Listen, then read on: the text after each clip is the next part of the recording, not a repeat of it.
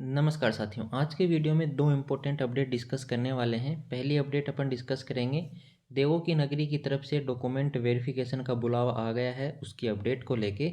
दूसरा अपडेट है जो एम्स ने वैकेंसी निकाली थी उसके कैंसिलेशन जो ऑर्डर आया है उसको लेके भी डिस्कस करेंगे कि जो फीस जिन कैंडिडेट ने एप्लीकेशन फॉर्म भर दिया है उनको फ़ीस कैसे रिफंड होगी।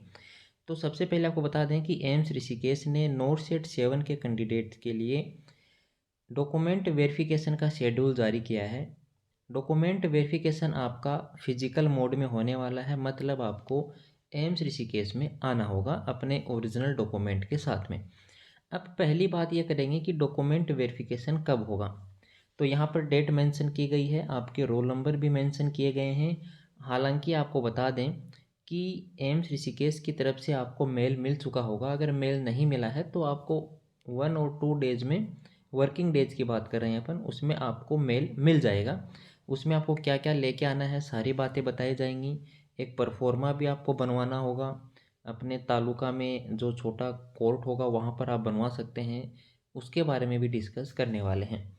तो पहले आप ये देख लीजिए कि डॉक्यूमेंट वेरिफिकेशन यहाँ पर 2 डे रखा गया है। 2 डे का मतलब है कि 2 दिन आपका डॉक्यूमेंट वेरिफिकेशन होने वाला है। स्टार्टिंग होगी 21 जनवरी से। तो 21 जनवरी 2025 से आपका डॉक्यूमेंट वेरिफिकेशन शुरू होगा। आपको यहाँ पर रिपोर्ट करना होगा। रिपोर्ट आपको रिक्रूटमेंट सेल में करना है जो कि गेट नंबर 2 के पास में है। अब देखिए, आप गेट नंबर 3 से भी आ सकते हैं, 2 से भी आ सकते हैं, उसमें कोई दिक्कत नहीं है, 1 से नहीं आ पाएंगे। अब देखिए, यहाँ पर आपको सबसे पहले जिनका रोल नंबर है वो यहाँ पर 21 जनवरी 2025 को रिपोर्ट करेंगे। जिनका 22 जनवरी को है वो 22 जनवरी को रिपोर्ट करेंगे मॉर्निंग में। अगर आप कहीं दूर से आ रहे हैं, कोई आपको टिकट करवाना है तो आप अभी करवा लीजिए। अभी ठीक ठाक टाइम है, ज़्यादा टाइम तो नहीं है लेकिन ठीक है। अब देखिए, इसके अलावा जिनका 22 जनवरी को डॉक्यूमेंट वेरिफिकेशन है उनकी लिस्ट इस प्रकार है। तो टोटल 147 कैंडिडेट को डॉक्यूमेंट वेरिफिकेशन के लिए बुलाया गया है। अब इसमें से कितने आते हैं कितने नहीं आते हैं वो बाद में पता चलेगा कि डॉक्यूमेंट वेरिफिकेशन के लिए कितने कैंडिडेट आए थे। और कोई मौका दिया नहीं जाएगा, ये जो मौका है फाइनल है। इसके बाद आप सोच रहे हैं कि कुछ चांस मिल जाएगा, तो नहीं मिलने वाला है। अब देखिए, यहाँ पर आपको करना क्या है, डॉक्यूमेंट जो भी आपको लेके आने हैं वो सारी लिस्ट यहाँ पर दी गई है। एक आप इनकी जीरोक्स कॉपी भी लेके आएँ, सेल्फ अटेस्टेड होना चाहिए, डेट मेंशन कर लेना। यहाँ आकर भी करवा सकते हैं। एम्स के अंदर तो फैसिलिटी अवेलेबल नहीं है, लेकिन बाहर से आप करवा के ला सकते हैं। आईडी प्रूफ आपको लेके आना है और अपना जो एड्रेस प्रूफ है वो लेके आना है। अलॉटमेंट लेटर है वो आपको लेके आना होगा। इसके अलावा अलॉटमेंट लेटर आपको ऑनलाइन मिलेगा, आपने डाउनलोड कर रखा होगा। आधार कार्ड है, आधार कार्ड आपको लाना है। एडमिट कार्ड, उसके ऊपर आपके सिग्नेचर होने चाहिए। आपने जो नोट सेट 7 का एप्लीकेशन फॉर्म सबमिट किया था उसका भी प्रिंट आउट लेके आना है, उसको भी सेल्फ टेस्ट करना है। 10th की सर्टिफिकेट या फिर आप 10th की मार्कशीट आपको लेके आना होगा। रेजिडेंशियल जो प्रूफ है आपको वो आपका लाना होगा, मतलब जिसको आप मूल निवास प्रमाण पत्र बोलते हैं। क्वालिफिकेशन प्रूफ आपको लाना है।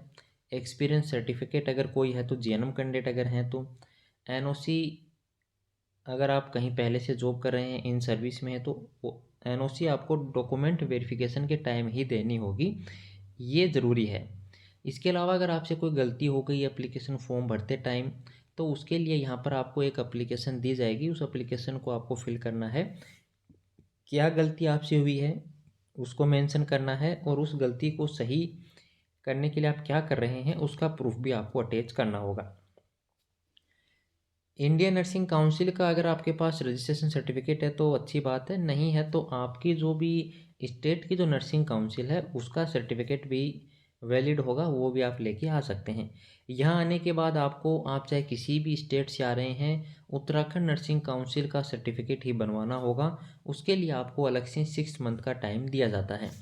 अब देखिए, यहाँ पर जो भी डॉक्यूमेंट आपसे मंगवाए जा रहे हैं, जो भी आपका एलिजिबिलिटी क्राइटेरिया रखा जाएगा वो एडवर्टाइजमेंट के अकॉर्डिंग रखा जाएगा। तो ये अपडेट आपके लिए थी। अब चलिए सेकंड अपडेट की तरफ बात करते हैं। ज्वाइनिंग का भी अगर आपको बता देते हैं, ज्वाइनिंग की अगर बात करें तो जनवरी में डॉक्यूमेंट वेरिफिकेशन होने के बाद मार्च में ये ज्वाइनिंग करवाएंगे। फरवरी में ज्वाइनिंग यहाँ नहीं हो पाएगी। अब बात कर लेते हैं सेकंड नोटिफिकेशन जो कि एम्स मंगलगिरी के द्वारा रिलीज़ किया गया है, जिसमें इन्होंने जो वैकेंसी निकाली थी आप सभी के लिए, जैसा कि हमने आपको बताया भी था, ग्रुप ए, ग्रुप बी और ग्रुप सी के लिए जो इन्होंने वैकेंसी निकाली थी। हालांकि ग्रुप बी और ग्रुप सी के लिए ही था जो कि नोटिफिकेशन आया था 19 से 25 अक्टूबर के बीच में। हमने वीडियो भी बनाया था, वो भी आप देख सकते हैं। तो उसके लिए जो भी कैंडिडेट हैं जिन्होंने भी अप्लाई कर दिया है और जिन्होंने अपनी एप्लीकेशन फॉर्म भी सबमिट कर दिया है, अब उनके सामने क्वेश्चन ये है कि एक्चुअल में क्या हुआ है कि जो एम्स मंगलगिरी एम्स जो वैकेंसी निकाली थी उसको अब एम्स सिहारी में ऐड किया गया है। तो जैसे ही एम्स सिहारी में ऐड कर दिया गया है, उसके तुरंत बाद ही क्या है, इस पुराने वाले जो नोटिफिकेशन है जो एम्स ने खुद निकाला था उसको इन्होंने कैंसिल कर दिया है। लेकिन तब तक एप्लीकेशन फॉर्म भर लिए गए थे, एग्ज़ाम डेट आ गई थी, सारा सब कुछ हो गया था, एडमिट कार्ड भी आ गए थे, लेकिन अब इन्होंने उसको कैंसिल कर दिया है।